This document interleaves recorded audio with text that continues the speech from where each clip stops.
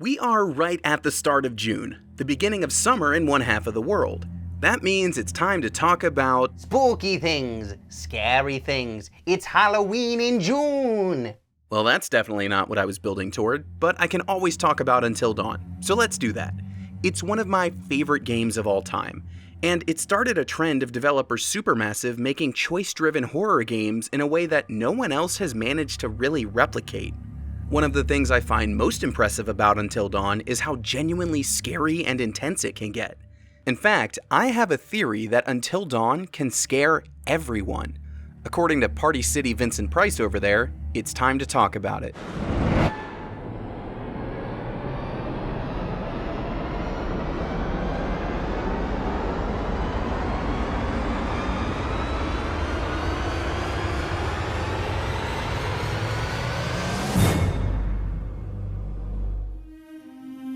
Until Dawn is constructed as an interactive horror movie. You've got a group of friends at a cabin on an isolated mountain.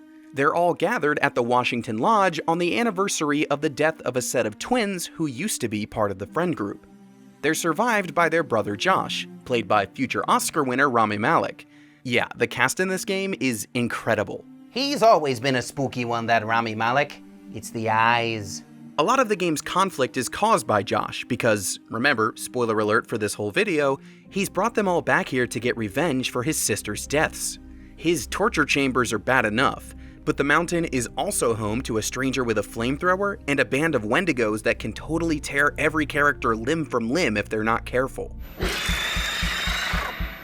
As you can already tell, there's a ton of variety at play here. Multiple forms of horror, a cast of strong personalities, and a range of choices that completely change the direction of the game. Yes, I could talk about spooky subgenres all day. Yes, you could, so let's start there. I said before that Until Dawn is built like a horror movie, but it might be more accurate to say that it attempts to be every horror movie. And I don't mean that in a negative way. There are so many layers to the story, so many different scenarios that prey upon different phobias. Fear of the unknown and what could be lingering in the dark is the most common, as you're basically never walking through a well-lit area. Likewise, there's a fear of monsters, of not being able to comprehend just what these cannibalistic creatures really are. Those who were upset by the Saw movies will be disturbed by the torture scenes, with spinning saws and demented decisions about who will be shot. Even nature itself provides moments of intensity, with territorial animals and little critters.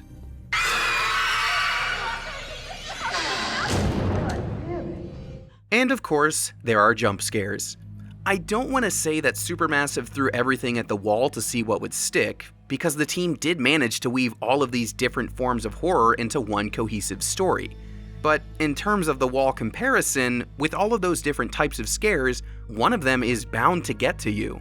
Some of the most pulse-pounding moments for me are when you have to hold the controller still during intense scenes. Although, pro tip, you can totally just set the controller down if you know it's coming. It's not just horror tropes being injected here. Until Dawn also incorporates common screenwriting techniques, thematic statements, foreshadowing, and good old-fashioned twists. Stating the theme is a tried and true moment in movies, and Until Dawn's theme is the consequence of your actions, otherwise known as the result of chaos or the butterfly effect. We'll dig deeper into the choices later, but Chris lays the concept out when he and Sam ride the cable car up to the cabin. If it weren't for the fact that Jeannie Simmons hit puberty like 3 years early, and on that day decided to wear a low-cut shirt that showed off her training bra, I mean, who knows? You could be riding in this cable car alone, right now, or talking to some other person entirely. Boom. Butterfly effect.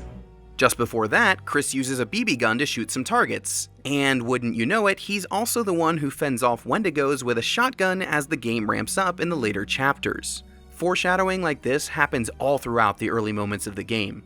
As for twists, I've already mentioned one of them. Josh is the one who rigged the big haunted house that his friends get trapped in. He's the psycho, as they call him, who runs around knocking them out with gas. More payoffs and twists later in the game, like one of the Wendigos being revealed as one of the deceased twins, prove that Supermassive put serious time into the script, making all these techniques work together in a single game. I don't approve of tattoos myself, but that is a good twist. These twists and tropes and themes are embodied in the game's characters. Our core cast consists of 8 friends, centered on the aforementioned Josh. Then there's Sam, played by the hero's cheerleader herself, Hayden Panettiere. Sam is what horror movies call the final girl, the one who manages to survive till the very end because she's clever and capable.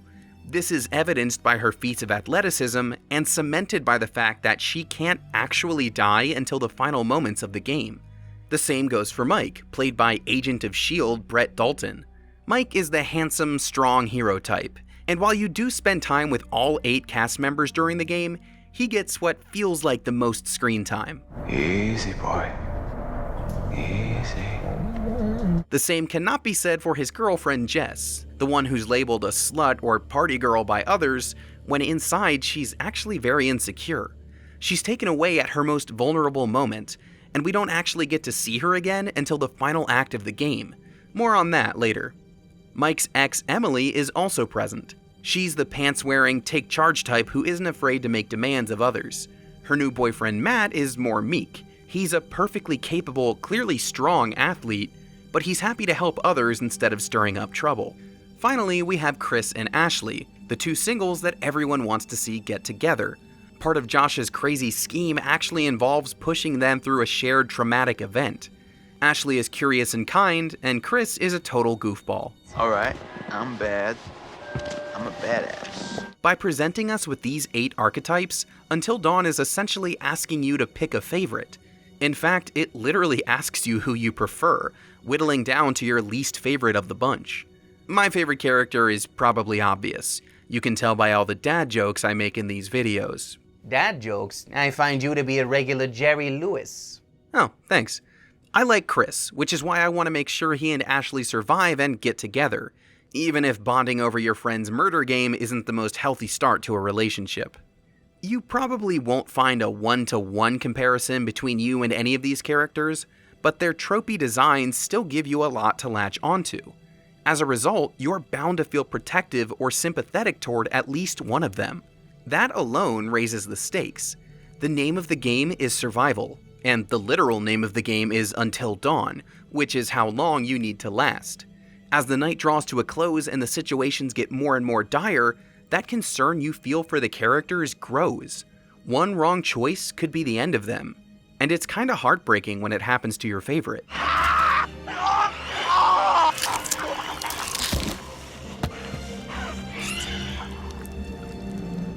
Ooh, talk about a headache. Speaking of choices, that's where the last piece of this horrific puzzle is found.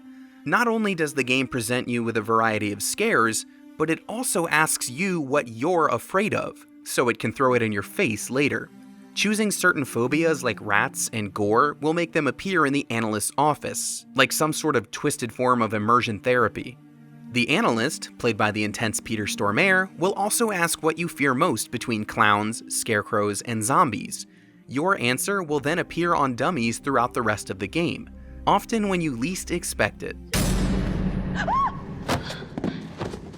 Major choices along the way cause the story to branch out, touching on that butterfly effect we mentioned earlier. The game lets you review these choices, seeing the direct results of your actions. If Sam picks up Chris's phone like a snoop at the beginning of the game, then Chris will snatch Jess's love letter minutes later, in an equally uncool move. So these choices play into more than just the scares. They also enhance some of those screenwriting techniques. The twist of Josh being the psycho is so strong because you can make the choice to saw him in half earlier in the game. Even though he rigged a pig's body to fake you out, the twist is still so meaningful. It inverts one of the sacred rules of horror movies. A character is only dead if you see them die. That rule is intentionally followed throughout most of the game, though. Remember when I said that Jess is missing for most of it? Well, if you played your cards right, she'll wake up in the game's final chapter, having plummeted down a mine shaft after being dragged away by a Wendigo.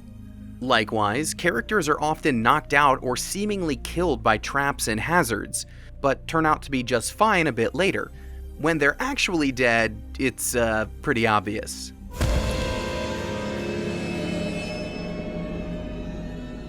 Ooh, talk about a headache. Wait, I already used that one. Somebody needs a better chiropractor. You can miss out on entire portions of the game if you make the wrong choice, but often these decisions just influence how a particular story arc plays out. For example, whether Mike chops off his fingers in the bear trap doesn't make or break his run, but it's still pretty gruesome. Luckily, Until Dawn offers totems, one of my favorite collectibles in any game. These help forecast your decisions. But even with hints as to what you should do, the choice is still up to you. That's where all these types of horror and character archetypes come together. No matter the situation, no matter who's involved, it is you who chooses to pull the trigger, literally in some cases. That responsibility, that anxiety, that worry over a particular character's life, that can really scare you. Ah yes, the fear of loss. Much spookier than an incorporeal phantasm. One way or another, Until Dawn will get its hooks into you.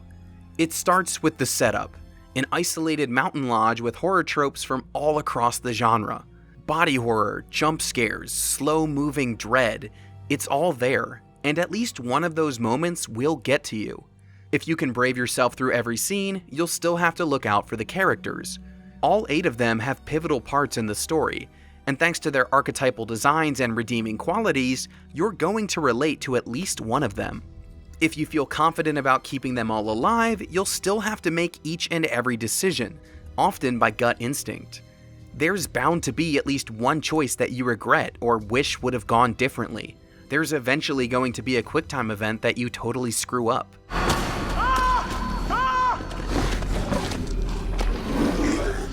So I'm not saying that everyone who plays Until Dawn is going to grip their controller tight throughout the entire experience. And I'm not saying it's the scariest thing you'll ever play. What I am saying is that there will be some intense moment, some relatable character, some agonizing decision that will stick with you. That's why Until Dawn can scare everyone.